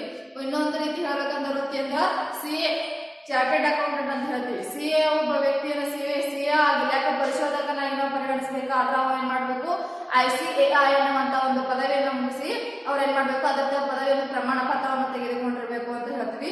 ಅದೇ ರೀತಿಯಾಗಿ ಡಾಕ್ಟರ್ ಅಂತ ಹೇಳ್ತೀವಿ. ಡಾಕ್ಟರ್ IMA ಕಡೆಯಿಂದ ಅವ್ರು ಏನ್ ಮಾಡ್ಬೇಕು, ಪ್ರಮಾಣ ಪತ್ರವನ್ನು ಪಡೆದುಕೊಂಡಿರ್ಬೇಕು ಅಥವಾ ಒಪ್ಪಂದ ಸದಸ್ಯತ್ವವನ್ನು ಪಡೆದುಕೊಂಡಿರ್ಬೇಕು ಅಂತ ಹೇಳ್ತೀವಿ ವೃತ್ತಿಯಿಂದ. ವೃತ್ತಿ ಅಂದ್ರೆ ಏನು, ಅದರದೇ ಆದ ಪದವಿಯನ್ನು ಮುಗಿಸಿ ಆ ಒಂದು ಪದವಿ ಮುಖಾಂತರ ತಮ್ಮ ಜ್ಞಾನವನ್ನ ಹೊರಹಾಕುವುದು, ಜ್ಞಾನನ ಹೊರಹಾಕುವ ಮುಖಾಂತರ ಸೇವೆ ಸಲ್ಲಿಸುವುದು, ಇದು ಒಂದು ವೃತ್ತಿ ಅಂತ ಹೇಳ್ತೀವಿ. ಅದೇ ರೀತಿ ಉದ್ಯೋಗ ಅಂದ್ರೇನು, ಉದ್ಯೋಗದಲ್ಲಿ ಇಲ್ಲಿ ಅರ್ಹತೆ ಅವಶ್ಯಕತೆ ಇಲ್ಲ. ಇಲ್ಲಿ ಕನಿಷ್ಠ ವಿದ್ಯಾರ್ಥಿ ಬೇಕು. ಎಲ್ಲಿ ವ್ಯವಹಾರನ ಜ್ಞಾನ ಇದ್ರೆ ಸಾಕು, ಅವರು ಏನ್ ಮಾಡ್ಬೋದು, ವ್ಯವಹಾರವನ್ನ ಪ್ರಾರಂಭಿಸಬಹುದು. ಆಗ ವೃತ್ತಿಯಲ್ಲಿ ಆ ಯಾವ ವೃತ್ತಿ ಕೆಲಸ ಯಾವ ಜಾಬ್ ಮಾಡಿರ್ತಾನೆ, ಯಾವ ಕೆಲಸವನ್ನ ಮಾಡ್ತಿರ್ತಾನ ಅದರ ಬಗ್ಗೆ ಸಂಪೂರ್ಣವಾದ ಜ್ಞಾನ, ವಿದ್ಯಾರ್ಥಿ ಮತ್ತು ತರಬೇತಿ ಅವಶ್ಯಕತೆ. ಅಂದ್ರೇನು, ಒಬ್ಬ ಈ ವೃತ್ತಿ ಒಬ್ಬ ವ್ಯವಸ್ಥಾಪಕನಾಗಬೇಕಾದ್ರ ಆ ವ್ಯವಸ್ಥಾಪಕನು ಯಾವ ಒಂದು ವಿದ್ಯಾರ್ಥಿಯನ್ನು ಪಡೆದುಕೊಂಡಿರ್ಬೇಕು. ಮತ್ತು ಫಾರ್ ಎಕ್ಸಾಂಪಲ್ ಈ ಡಾಕ್ಟರ್ ಅಂತ ಹೇಳ್ಬೇಕಾದ್ರೆ ಡಾಕ್ಟರ್ ಆಗ್ಯಾವ ಏನ್ ಮಾಡ್ಬೇಕಾದ್ರ ಸೇವೆಯನ್ನ ಸಲ್ಲಿಸಬೇಕಾದ್ರ ಅವ ಏನ್ ಮಾಡ್ಬೇಕು, MBBS BMS ಈ ರೀತಿ ಪದವಿಯನ್ನು ಪಡೆದುಕೊಂಡು ಅದರದ್ದೇ ಆದಂತ ಒಂದು ಸದಸ್ಯತ್ವವನ್ನು ಪಡೆದುಕೊಂಡು ಏನ್ ಮಾಡ್ಬೇಕು, ಕೆಲಸವನ್ನು ನಿರ್ವಹಿಸಬೇಕು. ಅಂದ್ರೆ ಇಲ್ಲಿ ತರಬೇತಿ ಅವಶ್ಯಕತೆ, ವಿದ್ಯಾರ್ಥಿ ಅವಶ್ಯಕತೆ ಇರಬೇಕು. ಆದ್ರೆ ವ್ಯವಹಾರದಲ್ಲಿ ಇಲ್ಲಿ ಯಾವುದೇ ತರಬೇತಿ ಅವಶ್ಯಕತೆ ಇರುವುದಿಲ್ಲ, ವಿದ್ಯಾರ್ಥಿ ಅವಶ್ಯಕತೆ ಇರುವುದಿಲ್ಲ. ಆ ವ್ಯವಹಾರದ ಬಗ್ಗೆ ಒಂದು ಸಂಪೂರ್ಣ ಜ್ಞಾನವನ್ನ ಹೊಂದಿದ್ರೆ ಸಾಕು, ಅವ ಏನ್ ಮಾಡ್ಬೋದು, ವ್ಯವಹಾರವನ್ನ ಏನ್ ಮಾಡ್ಬೋದು, ಮುಂದುವರಿಸಬಹುದು. ಆದ್ರೆ ಇಲ್ಲಿ ಉದ್ಯೋಗದಲ್ಲಿ ಯಾವ ರೀತಿಯಪ್ಪ ಅಂತ ಉದ್ಯೋಗದಾತ ನಿಗದಿಪಡಿಸಿದ ವಿದ್ಯಾರ್ಥಿ ಮತ್ತು ತರಬೇತಿ ಅವಶ್ಯಕತೆ ಇದೆ. ಇಲ್ಲಿ ಕೂಲಿ ಕಾರ್ಮಿಕರ ಕೆಲಸವನ್ನ ಪ್ರಾರಂಭಿಸಿದ್ರು ಕೂಡ, ಒಂದು ಕೂಲಿ ಆಧಾರದ ಮೇಲೆ ಕೆಲಸವನ್ನು ಮಾಡಿದ್ರು ಕೂಡ ಅಲ್ಲಿರುವಂತಹ ಮಾಲೀಕನು ನಡುವೆ ಒಪ್ಪಂದವಾಗಿದ್ದ ಆ ಮಾಲೀಕನು ಎಷ್ಟು ವಿದ್ಯಾರ್ಥಿ ಪಡೆದುಕೊಂಡಿರ್ಬೇಕಂತ ಏನ್ ಮಾಡಿರ್ತಾನ ಹೇಳಿರ್ತಾನ, ಆ ಒಪ್ಪಂದದ ಮೇರೆಗೆ ಇರುವಂತಹ ಒಂದು ವಿದ್ಯಾರ್ಥಿಯನ್ನ ಪಡೆದುಕೊಂಡು ಏನ್ ಮಾಡ್ಬೇಕು, ಉದ್ಯೋಗವನ್ನ ಮಾಡ್ಬೇಕಾಗುತ್ತೆ. ಇಲ್ಲಿ ಸಾಮಾನ್ಯವಾಗಿ ಯಾವುದೇ ಉದ್ಯೋಗ ಅವಶ್ಯಕತೆ, ಇದು ಯಾವುದೇ ಒಂದು ಪದವಿ ಅವಶ್ಯಕತೆ ಇರುವುದಿಲ್ಲ. ಯಾಕಂದ್ರೆ ಕೂಲಿ ಕಾರ್ಮಿಕನಾಗಿರ್ತಾನ, ಅದಕ್ಕೋಸ್ಕರ ಉದ್ಯೋಗ ಅವಶ್ಯಕತೆ ಇರುವುದಿಲ್ಲ ಅಂತ ಹೇಳ್ತೀವಿ. ಈ ವೃತ್ತಿ ಅಂದ್ರೇನು, ಅದರದೇ ಆದ ಪದವಿಯನ್ನ ಮುಗಿಸಿರ್ಬೇಕು, ಅದರದೇ ಆದ ತರಬೇತಿಯನ್ನ ಮುಗಿಸಿರ್ಬೇಕು, ತರಬೇತಿಯನ್ನ ಹೊಂದಿರಬೇಕು. ಈ ರೀತಿಯಾಗಿ ನಾವು ಹೇಳ್ತೀವಿ. ಅಂದ್ರೇನು, ಇಲ್ಲಿ ಕೂಲಿ ಕಾರ್ಮಿಕನಲ್ಲಿ ಯಾವುದೇ ಒಂದು ಅರ್ಹತೆಯನ್ನು ಬೇಕಾಗಿಲ್ಲ ಅಂತ ಹೇಳ್ತೀವಿ. ನೆಕ್ಸ್ಟ್ ಇಲ್ಲಿ ಪ್ರತಿಫಲತೆ ಅಂದ್ರೆ ವ್ಯವಹಾರ ಏನು ಪ್ರತಿಫಲವನ್ನ ಯಾವ ರೀತಿ ನಿರೀಕ್ಷೆ ಮಾಡ್ತೀವಿ, ಪ್ರತಿಫಲ ಯಾವ ರೀತಿ ಬರ್ತದೆ, ವ್ಯವಹಾರ ಲಾಭ ಗಳಿಸುವ ಒಂದು ಲಾಭ ಗಳಿಕೆ ಅನ್ನೋ ಒಂದು ಪ್ರತಿಫಲ. ಅದೇ ರೀತಿ ವೃತ್ತಿಯಲ್ಲಿ ಸೇವಾ ಶುಲ್ಕ ಅಂದ್ರೆ ತಾವು ಸಲ್ಲಿಸತಕ್ಕಂತ ಸೇವೆಗೆ ತಿಂಗಳ ಒಂದು ಸಂಬಳವಾಗಿ ಅವ್ರು ಏನ್ ಮಾಡ್ತಾರೆ, ಸೇವಾ ಶುಲ್ಕವನ್ನ ಏನ್ ಮಾಡ್ತಾರೆ, ಪಡೆದುಕೊಳ್ತಾರ. ಮತ್ತು ಉದ್ಯೋಗದಲ್ಲಿ ತಾವು ಮಾಡಂತ ಕೆಲಸಕ್ಕೆ ದಿನಗೂಲಿ ಅಥವಾ ಒಂದು ಸಂಬಳ ದಿನವೊಂದಕ್ಕೆ ಇಂತಿಷ್ಟು ಅಂತ ಏನ್ ಮಾಡ್ತಾರ, ಒಂದು ಕೂಲಿಯನ್ನ ನಿಗದಿ ಮಾಡಿ ಅವ್ರು ಏನ್ ಮಾಡ್ತಾರೆ, ದಿನಗೂಲಿ ಮುಖಾಂತರ ಕೆಲಸವನ್ನ ಆರಂಭಿಸುತ್ತಾರ. ಅದೇ ರೀತಿ ಬಂಡವಾಳ ಹೂಡಿಕೆ ವ್ಯವಹಾರದಲ್ಲಿ ಬಂಡವಾಳ ಹೂಡಿಕೆ ಮಾತ್ರ ವ್ಯವಹಾರ ನಡೀತೈತಿ. ಅಂದ್ರೆ ಏನು, ಇಲ್ಲಿ ಬಂಡವಾಳದ ಹೂಡಿಕೆ ಮಾಡಿ ಅಲ್ಲಿ ವ್ಯವಹಾರವನ್ನು ಆರಂಭಿಸಬಹುದು. ಅಲ್ಲಿ ನಷ್ಟ ಭಯನೂ ಕೂಡ ಇರ್ತೈತಿ. ಆಗ ವೃತ್ತಿಯಲ್ಲಿ ಯಾವುದೇ ನಷ್ಟ ಭಯ ಇರುವುದಿಲ್ಲ ಅಂತ ಹೇಳ್ತೀವಿ. ಅಂದ್ರೆ ಏನು, ಯಾವುದೇ ಪದವಿ ಮುಖಾಂತರ ಅವರು ಸೇವೆಯನ್ನು ಸಲ್ಲಿಸುವುದರಿಂದ ಇಲ್ಲಿ ಯಾವುದೇ ಬಂಡವಾಳದ ಅವಶ್ಯಕತೆ ಇರುವುದಿಲ್ಲ. ಈ ಉದ್ಯೋಗದಲ್ಲಿ ಕೂಡ ಯಾವುದೇ ಬಂಡವಾಳದ ಅವಶ್ಯಕತೆ ಇಲ್ಲ ಅಂತ ಹೇಳ್ತೀವಿ. ಬಂಡವಾಳವನ್ನು ಒದಗಿಸುವುದು ವ್ಯವಹಾರ ಮಾತ್ರ. ವ್ಯವಹಾರದಲ್ಲಿ ಬಂಡವಾಳವನ್ನ ಹೂಡಿ ಅಲ್ಲಿ ವ್ಯವಹಾರವನ್ನ ಪ್ರಾರಂಭಿಸಬೇಕು. ಅದರ ವೃತ್ತಿಯಲ್ಲಿ ಯಾವುದೇ ಬಂಡವಾಳದ ಅವಶ್ಯಕತೆ ಇಲ್ಲ, ಅಲ್ಲಿ ಏನು ಪದವಿ ಅವಶ್ಯಕತೆಯನ್ನ ಇರ್ತೈತಿ ಅಂತ ಹೇಳ್ತೀವಿ. ನೆಕ್ಸ್ಟ್ ನಷ್ಟ ಭಯ ಅಂದ್ರೆ ಏನು, ವ್ಯವಹಾರದಲ್ಲಿ ನಷ್ಟ ಅಂದ್ರೆ ಅವ್ರು ಬಂಡವಾಳವನ್ನ ಹೂಡಿ ವ್ಯವಹಾರನ ಪ್ರಾರಂಭಿಸುವುದರಿಂದ ನಷ್ಟನೂ ಆಗ್ಬೋದು ಅಥವಾ ಲಾಭನ ಆಗ್ಬೋದು. ಅಲ್ಲಿ ನಷ್ಟ ಭಯ ಜಾಸ್ತಿ ಇರ್ತೈತಿ ಅಂತ ಹೇಳ್ತೀವಿ. ಆಗ ವೃತ್ತಿಯಲ್ಲಿ ಯಾವುದೇ ನಷ್ಟ ಭಯ ಇರುವುದಿಲ್ಲ. ಯಾವ ರೀತಿ ನಷ್ಟ ಭಯ ಇರುವುದು ಯಾಕಪ್ಪ ಅಂದ್ರೆ ಇದ್ರೂ ಕೂಡ ಕಡಿಮೆ ಇರ್ತೈತಿ. ಅಂದ್ರೆ ನಷ್ಟ ಭಯ ತಾವು ಮಾಡಿದಂತ ಸೇವೆಗೆ ಇಂತಿಷ್ಟು ಅಂತ ಏನ್ ಮಾಡ್ತಾರೆ, ಪ್ರತಿಫಲವನ್ನ ಬರ್ತಾ ಇರ್ತೈತಿ. ಅದಕ್ಕೋಸ್ಕರ ಇಲ್ಲಿ ಯಾವುದೇ ಬಂಡವಾಳವನ್ನು ಹಾಕಿರುವುದಿಲ್ಲ, ಯಾವುದೇ ಒಂದು ನಷ್ಟ ಭಯ ಅಂಶನೂ ಕೂಡ ಅಲ್ಲಿ ವೃತ್ತಿಯಲ್ಲಿ ಇರುವುದಿಲ್ಲ. ನೆಕ್ಸ್ಟ್ ಉದ್ಯೋಗ, ಇಲ್ಲಿ ಕೂಡ ಇಲ್ಲಿ ಯಾವುದೇ ನಷ್ಟ ಭಯ ಇರುವುದಿಲ್ಲ. ಯಾಕಪ್ಪ ಅಂದ್ರೆ ಇಲ್ಲಿ ಉದ್ಯೋಗ ದಿನನಿತ್ಯ ದಿನಗೂಲಿ ಮುಖಾಂತರ ಕೆಲಸ ಮಾಡ್ತಕ್ಕಂಥ ಕೂಲಿ ಕಾರ್ಮಿಕರಲ್ಲಿ ಇಲ್ಲಿ ಕೆಲಸ ಮಾಡೋದ್ರಿಂದ ಯಾವುದೇ ಇಲ್ಲಿ ನಷ್ಟ ಭಯ ಇರುವುದಿಲ್ಲ ಅಂತ ಹೇಳ್ತೀವಿ. ನೆಕ್ಸ್ಟ್ ಹಿತಾಸಕ್ತಿಯ ವರ್ಗಾವಣೆ ಅಂತ ಹೇಳ್ತೀವಿ. ಹಿತಾಸಕ್ತಿಯ ವ್ಯವಹಾರದ ವರ್ಗಾವಣೆ ಅಂದ್ರೆ ಟ್ರಾನ್ಸ್ಫರ್ ಅಂತ, ಬಡ್ತಿ ಅಂತ ಹೇಳ್ತೀವಿ. ಒಂದು ಕಡೆಯಿಂದ ಇನ್ನೊಂದು ಕಡೆಗೆ ವ್ಯವಹಾರಸ್ಥರನ್ನ ಏನ್ ಮಾಡ್ತಾವ, ಕೆಲಸಗಾರನ ಏನ್ ಮಾಡ್ತೀವಿ, ಟ್ರಾನ್ಸ್ಫರ್ ಮಾಡುವುದು ಅಂತ ಹೇಳ್ತೀವಿ. ಇಲ್ಲಿ ಯಾವ ರೀತಿಪ ಅಂದ್ರ ಕೆಲವೊಂದು ಕ್ರಮಗಳ ಮೂಲಕ ವರ್ಗಾವಣೆ ಅಂದ್ರೆ ಒಂದು ಸಂಸ್ಥೆಯಾದ ಒಂದು ವ್ಯವಹಾರದ ಇನ್ನೊಂದು ವ್ಯವಹಾರಕ್ಕೆ ಅವ್ರು ಏನ್ ಮಾಡ್ಬೋದು, ಇಲ್ಲಿ ವರ್ಗಾವಣೆ ಇರ್ತೈತಿ. ಇಲ್ಲಿ ವೃತ್ತಿಯಲ್ಲಿ ಯಾವುದೇ ವರ್ಗಾವಣೆ ಸಾಧ್ಯವಿಲ್ಲ ಮತ್ತು ಇಲ್ಲಿ ಉದ್ಯೋಗದಲ್ಲಿ ಸಾಧ್ಯವಿಲ್ಲ. ಇಲ್ಲಿ ವೃತ್ತಿ ತಾವು ಮಾಡುವಂತ ಸೇವೆಗೆ ತಾವು ಪಡೆದಕ್ಕಂತ ಪದವಿಯಲ್ಲಿ ಮಾತ್ರ ಸೇವೆ ಸಲ್ಲಿಸುವುದರಿಂದ ಇಲ್ಲಿ ಯಾವುದೇ ವರ್ಗಾವಣೆ ಇರುವುದಿಲ್ಲ ಅಂತ ಹೇಳ್ತೀವಿ. ನೆಕ್ಸ್ಟ್ ನಡತೆ ಸಂಹಿತೆ ಅಂದ್ರೇನು, ಬಿಹೇವಿಯರ್ ಅಂತ ಹೇಳ್ತೀವಿ. ಅಂದ್ರೇನು, ವ್ಯವಹಾರದಲ್ಲಿ ಬಿಹೇವಿಯರ್ ಹೇಗಿರ್ಬೇಕು, ವೃತ್ತಿಯಲ್ಲಿ ಹೇಗಿರ್ಬೇಕು, ಉದ್ಯೋಗದಲ್ಲಿ ಹೇಗಿರ್ಬೇಕು ಅಂತ ಹೇಳ್ತೀವಿ. ಅಂದ್ರೆ ನಡತೆಯಲ್ಲಿ ನಿಗದಿಪಡಿಸಿರುವುದಿಲ್ಲ. ವ್ಯವಹಾರದಲ್ಲಿ ನಿಮ್ಮ ನಡತೆ ಹೀಗೆ ಇರಬೇಕಂತ ಏನ್ ಮಾಡೋದಿಲ್ಲ, ಇಲ್ಲಿ ನಿಗದಿಪಡಿಸಿರುವುದಿಲ್ಲ. ಇಲ್ಲಿ ವ್ಯವಹಾರದಲ್ಲಿ ತಮ್ಮ ನಡತೆಯನ್ನ ನಾವು ನಿಗದಿಪಡಿಸುತ್ತಿದ್ದೇವೆ. ಪ್ರತಿಯೊಂದು ವ್ಯವಹಾರ, ಒಂದು ಡಾಕ್ಟರ್ ಆಗಬೇಕಾದ್ರೆ ಅವರು ಯಾವುದೇ ಒಂದು ಅಥವಾ ಒಂದು ಇಂಜಿನಿಯರ್ ಆಗಬೇಕಾದ್ರೆ, ಒಬ್ಬ ಬ್ಯಾಂಕ್ ಮ್ಯಾನೇಜರ್ ಆಗಬೇಕಾದ್ರೆ, ಒಬ್ಬ ಲೆಕ್ಕ ಪರಿಶೋಧಕನಾಗಿರ್ಬೇಕಾದ್ರೆ ಯಾವುದೇ ಒಂದು ನಡತೆ ಸಂಹಿತೆ ಒಂದು ಪತ್ರವನ್ನ ನಡತೆ ಸಂಹಿತೆ ಅನ್ನೋದು ಏನ್ ಮಾಡ್ತದೆ ಅಂದ್ರೆ ನಡತೆ ಬಿಹೇವಿಯರ್ ಸರಿಯಾಗಿರ್ಬೇಕು, ಆ ಒಂದು ಬಿಹೇವಿಯರ್ನ ಪಾಲಿಸಬೇಕು. ಆಗ ವ್ಯವಹಾರದಲ್ಲಿ ಪಾಲಿಸುವ ಅವಶ್ಯಕತೆ ಇರುವುದಿಲ್ಲ. ಅಂದ್ರೆ ವೃತ್ತಿಯಲ್ಲಿ ಸಂಪೂರ್ಣವಾಗಿ ನಡತೆಯನ್ನ ನಾವು ಬಿಹೇವಿಯರ್ ಹಿಂಗೆ ಇರಬೇಕು ಅಂತ ಒಂದು ಪ್ರತಿಯೊಂದು ಸಂಸ್ಥೆಯಲ್ಲಿ ಕೂಡ ಅದರ ಆ ಸಂಸ್ಥೆಗೆ ತಕ್ಕಂತೆ ಬಿಹೇವಿಯರ್ ಅನ್ನು ಅವರು ಪಾಲಿಸಬೇಕು. ಅದು ಅವರ ಕೆಲಸಕ್ಕೆ ತಕ್ಕಂತೆ ಬಿಹೇವಿಯರ್ ಅನ್ನ ಹೊಂದಿರಬೇಕು ಅಂತ ಹೇಳ್ತೀವಿ. ಇಲ್ಲಿ ಉದ್ಯೋಗ ಇಲ್ಲಿ ಬಿಹೇವಿಯರ್ ಇರಬೇಕು, ಇಲ್ಲಿ ಒಂದು ನಡತೆ ಯಾವ ರೀತಿ ಇರಬೇಕಪ್ಪ ಅನ್ನೋ ವರ್ತನೆ ಅಂತ ಹೇಳ್ತೀವಿ. ಫಾರ್ ಎಕ್ಸಾಂಪಲ್ ವರ್ತನೆ ಉದ್ಯೋಗದಲ್ಲಿ ಮಾಲೀಕನು ನಿಗದಿಪಡಿಸಿದಂತಹ ಒಂದು ನಡತೆಗಳ ಆಧಾರದ ಮೇಲೆ ಅವನು ಹಾಕಿದಂತಹ ನೀತಿ ನಿಯಮಗಳ ಮುಖಾಂತರ ಅವನು ಹಾಕಿದಂತಹ ನಿರ್ಧಾರಗಳ ಮೇಲೆ ಇಲ್ಲಿ ಉದ್ಯೋಗ ಏನಾಗುತ್ತಾ ಮಾಡ್ಬಿಡ್ತಾನೆ. ಅದಕ್ಕೋಸ್ಕರ ನಡತೆ ಸಂಹಿತೆ ಇಲ್ಲಿ ಅಷ್ಟು ಅವಶ್ಯಕತೆ ಇಲ್ಲ ಅಂತ ಹೇಳ್ತೀವಿ. ಅಂದ್ರೇನು, ಇಲ್ಲಿ ಯಾವುದೇ ನಡತೆ ಬಿಹೇವಿಯರ್ ಹಿಂಗೆ ಇರಬೇಕಂತ ನಿಗದಿಪಡಿಸಿರುವುದಿಲ್ಲ. ಇಲ್ಲಿ ನಿಗದಿತವಾದಂತಹ ವರ್ತನೆ ಆಧಾರದ ಮೇಲೆ ಕೆಲಸವನ್ನ ಮಾಡ್ಬೇಕಾಗತ್ತಾ. ಇಲ್ಲಿನೂ ಕೂಡ ತನ್ನ ಮಾಲೀಕನು ಕೂಲಿ ಕಾರ್ಮಿಕರು ತನ್ನ ಮಾಲೀಕನು ಹಾಕಿದಂತಹ ನಿರ್ಧಾರಗಳು ಅಥವಾ ನಿಯಮಗಳನ್ನ ಪಾಲಿಸಿ ಕೆಲಸವನ್ನ ಮಾಡಬೇಕಾಗುತ್ತೆ. ಅದಕ್ಕೋಸ್ಕರ ಇಲ್ಲಿ ಕೂಡ ಬಿಹೇವಿಯರ್ ಅಥವಾ ನಡತೆ ಸಂಹಿತೆ ಅನ್ನೋದು ಮುಖ್ಯ ಆಗಿದೆ ಅಂತ ನಾನು ಹೇಳ್ತೀವಿ. ನೆಕ್ಸ್ಟ್ ಈ ರೀತಿಯಾಗಿ ವ್ಯವಹಾರ, ವೃತ್ತಿ ಮತ್ತು ಉದ್ಯೋಗದ ಹೋಲಿಕೆಯನ್ನು ನೋಡಿದ್ವಿ. ಒಟ್ಟಾರೆಯಾಗಿ ವ್ಯವಹಾರ ಅಂದ್ರ ಲಾಭ ಗಳಿಸುವ ಉದ್ದೇಶದಿಂದ ಹುಟ್ಟಿಕೊಂಡಿರ್ತಕ್ಕಂಥ ಸಂಸ್ಥೆಗಳು, ವೃತ್ತಿ ಅಂದ್ರ ತಮ್ಮ ಪದವಿಯ ಮುಖಾಂತರ ತಾವು ಯಾವುದೇ ವಿಷಯದಲ್ಲಿ ಪರಿಣಿತಿ ಹೊಂದಿರ್ತಕ್ಕಂಥ ವಿಷಯವನ್ನ ಮಾರ್ಗದರ್ಶನ ಮಾಡುವುದು ಅಥವಾ ಇನ್ನಿತರೆ ಸೇವೆಯನ್ನು ಸಲ್ಲಿಸುವುದು ಅಂತ ಹೇಳ್ತೀವಿ. ಉದ್ಯೋಗ ಅಂದ್ರೇನು, ತಮ್ಮ ಶ್ರಮ ಅಂದ್ರೇನು, ತಮ್ಮ ದೈಹಿಕ ಶ್ರಮವನ್ನ ವಹಿಸಿ ಕೆಲಸ ಮಾಡ್ತಕ್ಕಂಥದ್ದು ಉದ್ಯೋಗ ಅಂತ ಹೇಳ್ತೀವಿ. ಈ ರೀತಿಯಾಗಿ ವ್ಯವಹಾರನೇ ಬೇರೆ, ವೃತ್ತಿನೇ ಬೇರೆ, ಉದ್ಯೋಗನೇ, ಈ ಮೂರು ಏನಾಗಲ್ಲ ವ್ಯವಹಾರ ಅಂತ ಹೇಳಕ್ಕಾಗಲ್ಲ. ವ್ಯವಹಾರ ಅಂದ್ರೇನೆ ಬೇರೆ, ವೃತ್ತಿ ಅಂದ್ರೆ ಬೇರೆ, ಉದ್ಯೋಗ ಅಂದ್ರೆ ಬೇರೆ ಅಂತ ಹೇಳ್ತೀವಿ. ಈ ಮೂರಕ್ಕೂ ಕೂಡ ಒಂದು ವ್ಯತ್ಯಾಸವನ್ನ ನೋಡಿದ್ವಿ. ಈಗ ವ್ಯವಹಾರ ಚಟುವಟಿಕೆಯ ವರ್ಗೀಕರಣ, ಯಾವ ರೀತಿ ವರ್ಗೀಕರಣ, ವ್ಯವಹಾರ ಚಟುವಟಿಕೆಗಳ ವರ್ಗೀಕರಣ, ವ್ಯವಹಾರವನ್ನ ಯಾವ ರೀತಿ ವರ್ಗೀಕರಣ ಮಾಡಿದೆ.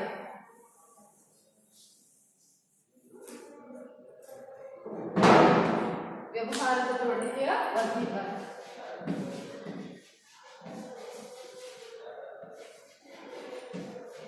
ವ್ಯವಹಾರ ಚಟುವಟಿಕೆಯ ವರ್ಗೀಕರಣ.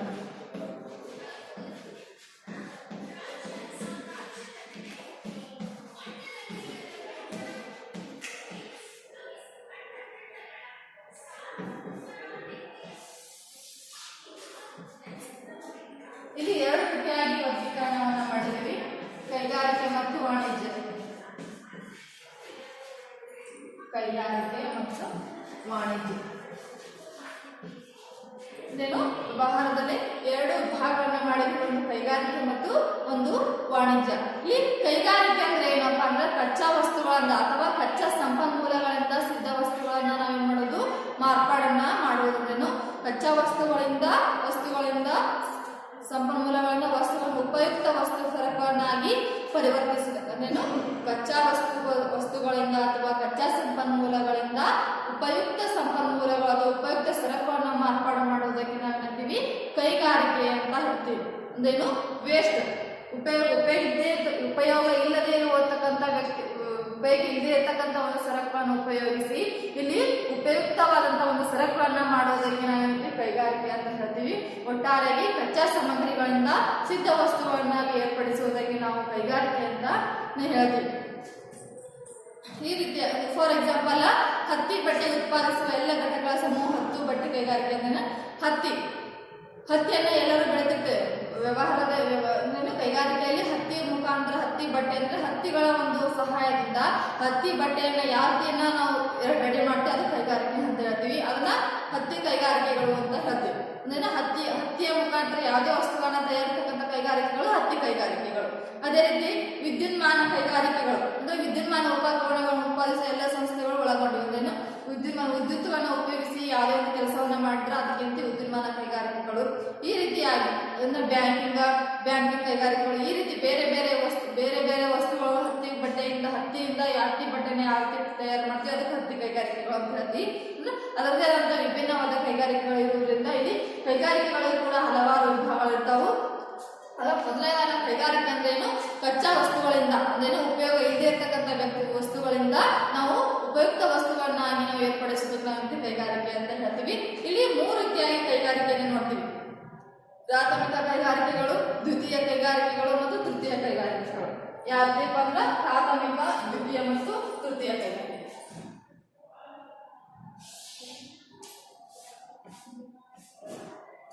ಪ್ರಾಥಮಿಕ ಕೈಗಾರಿಕೆ, ಪ್ರಾಥಮಿಕ ಕೈಗಾರಿಕೆ, ದ್ವಿತೀಯ ಕೈಗಾರಿಕೆ,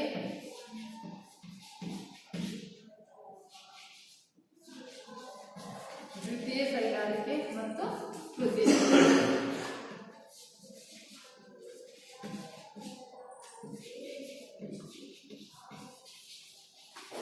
ಈ ರೀತಿಯ ಕೈಗಾರಿಕೆಗಳನ್ನ 3 ವಿಭಾಗಗಳಾಗಿ ನಾವೇನ್ ಮಾಡ್ತೀವಿ ನೋಡ್ತೀವಿ: ಒಂದು ಪ್ರಾಥಮಿಕ ಕೈಗಾರಿಕೆ, ದ್ವಿತೀಯ ಕೈಗಾರಿಕೆ ಮತ್ತು ತೃತೀಯ ಕೈಗಾರಿಕೆ. ಈ ಪ್ರಾಥಮಿಕ ಕೈಗಾರಿಕೆಗಳಲ್ಲಿ ಯಾವ್ದಪ್ಪ ಅಂದ್ರೆ ಹೊರತೆಗೆಯುವ ಕೈಗಾರಿಕೆಗಳು ಅಂತ ಹೇಳ್ತದೆ. ಪ್ರಾಥಮಿಕ ಕೈಗಾರಿಕೆ ಅಂದ್ರೆ ಮೊದಲನೇದು ಪ್ರಾಥಮಿಕ ಕೈಗಾರಿಕೆಗಳಿಂದ ನೈಸರ್ಗಿಕ ಸಂಪತ್ತನ್ನು ಹೊರತೆಗೆಯುವ ಹಾಗೂ ಪ್ರಾಣಿ ಮತ್ತು ಸಸ್ಯ ಸಂಪನ್ಮೂಲಗಳನ್ನು ಮರು ಉತ್ಪಾದಿಸುವ ಮತ್ತು ಅಭಿವೃದ್ಧಿಪಡಿಸುವ ಚಟುವಟಿಕೆಗಳನ್ನು ಒಳಗೊಂಡಿದೆ. ಅಂದ್ರೇನು? ನೈಸರ್ಗಿಕವಾಗಿ ಸಿಗುವ ಒಂದು ವಸ್ತುಗಳಿಂದ ಮಾಡುವಂತ ಕೈಗಾರಿಕೆ, ನೈಸರ್ಗಿಕ ವಸ್ತುಗಳಿಂದ ನೈಸರ್ಗಿಕ ವಸ್ತುವನ್ನ ಉಪಯೋಗಿಸಿ ಯಾವುದೇ ಒಂದು ವಸ್ತುಗಳನ್ನು ನಾವು ಮಾಡಬೇಕಾದ್ರೆ ಅದು ಪ್ರಾಥಮಿಕ ಕೈಗಾರಿಕೆ ಅಂತ ಹೇಳ್ತೀವಿ. ಅಂದ್ರೆ ಪ್ರಾಥಮಿಕ ಕೈಗಾರಿಕೆಗಳಲ್ಲಿ ಯಾವುದೇ ಕಚ್ಚಾ ಸಂಪನ್ಮೂಲಗಳ ಅವಶ್ಯಕತೆ ಇರುವುದರಲ್ಲಿ ನೈಸರ್ಗಿಕವಾಗಿ ಸಿಗುವಂತಹ ಒಂದು ವಸ್ತುಗಳನ್ನ ಉಪಯೋಗಿಸಿಕೊಂಡು ಏನ್ ಮಾಡ್ತಾರೆ, ವ್ಯವಹಾರವನ್ನ ಕೈಗಾರಿಕೆಗಳನ್ನ ನಡೆಸುತ್ತಾರ. ಅದು ಏನಾಗುತ್ತೆ? ಪ್ರಾಥಮಿಕ ಕೈಗಾರಿಕೆ. ಪ್ರಾಥಮಿಕ ಕೈಗಾರಿಕೆಗಳಲ್ಲಿ ಒಂದು ಎಕ್ಸಾಂಪಲ್ ಅಂತ ಇದರ ಪ್ರಾಥಮಿಕ ಕೈಗಾರಿಕೆಗಳಲ್ಲಿ ಮತ್ತೆ ನಾವೇನ್ ಮಾಡ್ತೀವಿ, 2 ವಿಭಾಗಗಳನ್ನ ನೋಡ್ತೀವಿ: ಒಂದು ಹೊರತೆಗೆಯುವ ಮತ್ತು ತಳಿ ಕೈಗಾರಿಕೆ ಅಂತ ಹೇಳ್ತೀವಿ. ಈ ಪ್ರಾಥಮಿಕ ಕೈಗಾರಿಕೆಗಳಲ್ಲಿ 2 ವಿಭಾಗಗಳನ್ನು ನೋಡ್ತೀವಿ: ಹೊರತೆಗೆಯುವ ಮತ್ತು ತಳಿ ಕೈಗಾರಿಕೆ. ಹೊರತೆಗೆಯುವ ಕೈಗಾರಿಕೆ ಮತ್ತು ತಳಿ ಕೈಗಾರಿಕೆ. ಅದೇನು? ಪ್ರಾಥಮಿಕ ಕೈಗಾರಿಕೆಯಲ್ಲಿ ಮತ್ತೆ 2 ಭಾಗಗಳನ್ನು ನೋಡ್ತೀವಿ: ಒಂದು ಹೊರತೆಗೆಯುವ ಕೈಗಾರಿಕೆ ಮತ್ತು ತಳಿ ಕೈಗಾರಿಕೆ. ಅಂದ್ರೆ ಪ್ರಾಥಮಿಕ ಕೈಗಾರಿಕೆ ಅಂತ ನೈಸರ್ಗಿಕವಾದಂತಹ ಒಂದು ವಸ್ತುಗಳನ್ನ, ನೈಸರ್ಗಿಕವಾಗಿಯೂ ಸಿಗುವಂತಹ ಒಂದು ವಸ್ತುಗಳನ್ನ ಉಪಯೋಗಿಸಿಕೊಂಡು ನಾವು ಸಿದ್ಧ ವಸ್ತುಗಳನ್ನ ಮಾಡೋದನ್ನ ಒಂದು ಪ್ರಾಥಮಿಕ ಕೈಗಾರಿಕೆ ಅಂತೀವಿ. ಅದರಲ್ಲಿ ಒಂದನೇದು ಹೊರತೆಗೆಯುವ ಕೈಗಾರಿಕೆ. ಹೊರತೆಗೆಯುವ ಕೈಗಾರಿಕೆಗಳಿಗೆ ಫಾರ್ ಎಕ್ಸಾಂಪಲ್ ಹೇಳ್ಬೇಕಂತ ಗಣಿಗಾರಿಕೆ ಅಂತ ಹೇಳ್ತೀವಿ. ಗಣಿಗಾರಿಕೆ, ವ್ಯವಸಾಯ ಮತ್ತು ಬೇಟೆಗಾರಿಕೆ, ಮೀನುಗಾರಿಕೆ ಅಂದ್ರೇನು? ಮೀನುಗಾರಿಕೆ. ಈ ರೀತಿ ಹೊರತೆಗೆಯುವ ಕೈಗಾರಿಕೆ. ಸಮುದ್ರದಲ್ಲಿರ್ತಕ್ಕಂಥ ಮೀನುಗಳನ್ನ ಸೆರೆ ಹಿಡಿದು ಮೀನು ವ್ಯಾಪಾರ ಮಾಡೋದು ಕೂಡ ಒಂದು ಪ್ರಾಥಮಿಕ ಕೈಗಾರಿಕೆ. ಮತ್ತು ವ್ಯವಸಾಯ ಅಂದ್ರೇನು? ಅದು ಕೂಡ ಒಂದು ಬೀಜಗಳನ್ನು ಬಿತ್ತನೆ ಮಾಡಿ ಒಂದು ವ್ಯವಸಾಯ, ಅದು ಕೂಡ ನಿಸರ್ಗದತ್ತವಾಗಿರುವಂಥದ್ದು, ಅದು ಕೂಡ ಒಂದು ಪ್ರಾಥಮಿಕ ಕೈಗಾರಿಕೆ.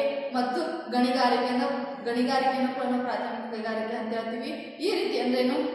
ಅಲ್ಲಿರುವಂತಹ ಹೊರತೆಗೆಯನ್ನು ನಿಸರ್ಗದಲ್ಲಿರುವಂತಹ ಒಂದು ಸಂಪತ್ತನ್ನ ಹೊರತೆಗೆಯುವುದಕ್ಕೆ ನಾವಂತೀವಿ ಒಟ್ಟಾರೆಯಾಗಿ ಪ್ರಾಥಮಿಕ ಕೈಗಾರಿಕೆ ಅಂತ ಹೇಳ್ತೀವಿ. ನೈಸರ್ಗಿಕ ದತ್ತವಾಗಿ ಸಿಗುವಂತಹ ವಸ್ತುಗಳನ್ನು ನಾವೇನ್ ಮಾಡ್ತೀವಿ, ಹೊರತೆಗೆದು ಅದರಿಂದ ನಾವು ವ್ಯಾಪಾರ ನಡೆಸುವುದಕ್ಕೆ ನಾವೇನಂತೀವಿ ನೈಸರ್ಗಿಕ ಅಥವಾ ಪ್ರಾಥಮಿಕ ಕೈಗಾರಿಕೆಗಳು ಅಂತ ಹೇಳ್ತೀವಿ. ನೆಕ್ಸ್ಟ್ ತಳಿ ಕೈಗಾರಿಕೆಗಳು. ತಳಿ ಕೈಗಾರಿಕೆಗಳು ಅಂದ್ರೇನು? ತಳಿ ಕೈಗಾರಿಕೆಗೆ ಒಂದು ಫಾರ್ ಎಕ್ಸಾಂಪಲ್ ಹೇಳ್ಬೇಕಂದ್ರೆ ಪಶುಪಾಲನೆ, ಕೋಳಿ ಸಾಗಾಣಿಕೆ, ಕುರಿ ಸಾಗಾಣಿಕೆ, ಈ ರೀತಿ ಮೀನು ಸಾಕಾಣಿಕೆ, ಈ ರೀತಿ ಏನಂತೀವಿ ತಳಿ ಕೈಗಾರಿಕೆಗಳು ಅಂತ ಹೇಳ್ತೀನಿ. ಅದೇನು? ಇದು ಪ್ರಾಥಮಿಕ ಕೈಗಾರಿಕೆಗಳಾದ್ಮೇಲೆ ಮುಂದಿನ ಒಂದು ಸ್ಟೆಪ್ ನಾವೇನಂತೀವಿ ತಳಿ ಕೈಗಾರಿಕೆ ಅಂದ್ರೆ ಹಿಂದಿನ ಕಾಲದಿಂದಲೂ ಅಥವಾ ಹಿಂದಿನ ನೈಸರ್ಗಿಕವಾದಂತ ಒಂದು ವಸ್ತುಗಳನ್ನು ಉಪಯೋಗಿಸಿಕೊಂಡು ಅದರದೇ ಆದಂತಹ ಒಂದು ಏನ್ ಮಾಡ್ತಾರೆ ಕೆಲಸವನ್ನು ಆರಂಭಿಸಿದ ತಳಿ ಕೈಗಾರಿಕೆ ಅಂತ ಹೇಳ್ತೀವಿ. ಈ ರೀತಿಯಾಗಿ ಅಂದ್ರೇನು? ಒಟ್ಟಾರೆಯಾಗಿ ಪ್ರಾಥಮಿಕ ಕೈಗಾರಿಕೆ ಅಂದ್ರೇನು? ನಿಸರ್ಗದತ್ತವಾಗಿ ಸಿಗುವಂತ ವಸ್ತುಗಳನ್ನ ಉಪಯೋಗಿಸಿಕೊಂಡು ವ್ಯವಹಾರವನ್ನ ಮಾಡುವುದು ನಾವೇನ್ ಮಾಡ್ತೀವಿ ಪ್ರಾಥಮಿಕ ಕೈಗಾರಿಕೆ ಅಂತ ಹೇಳ್ತೀವಿ. ಮುಂದಿನ ಕ್ಲಾಸ್ ನಲ್ಲಿ ದ್ವಿತೀಯ ಕೈಗಾರಿಕೆ ಅಂದ್ರೆ ಏನು ಮತ್ತು ತೃತೀಯ ಕೈಗಾರಿಕೆ ಅಂದ್ರೆ ನಾವು ನೋಡೋಣ.